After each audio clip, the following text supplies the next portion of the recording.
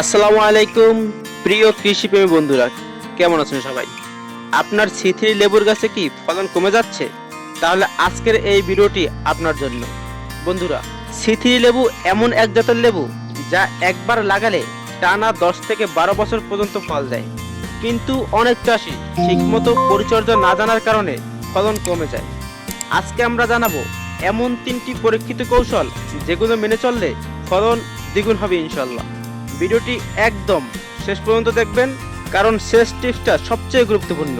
প্রথম টিপস, গাছের নিয়মিত ছাঁটাই। অনেকে ভাবেন গাছ যত বড় হবে তত ফল বেশি দেবে, কিন্তু এটা ভুল ধারণা। সঠিকভাবে ডালপালা ছাঁটাই করলে গাছ আলো ও বাতাস পায় বেশি, ফলে গুটি ধরার হার বেড়ে যায়। প্রতি বছর ফল তোলার পর বসন্তকালে গাছের শুকনো বা রোগ আক্রান্ত ডাল কেটে ফেলুন। দ্বিতীয় টিপস, সঠিক ও সময় মতো সার ব্যবহার। সিথিরি লেবু চাষে প্রতি 3 মাস পর পর গবাদি পশুর গোবর সার, টিএসপি, ইউরিয়া এবং এমওপি মিশিয়ে দিতে হবে।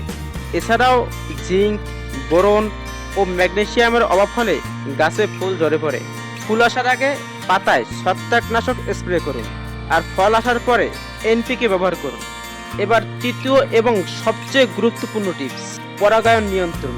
সিথিরি লেবু গাছ অনেক সময় ফুল আসলেও ফল হয় না, কারণ পরাগায়ন ঠিক মতন হয় না। এজন্য খোলামেলা পরিবেশ, মৌমাছির উপস্থিতি এবং প্রয়োজনে হাত দিয়ে কৃত্রিম পরাগায়ন করতে পারেন।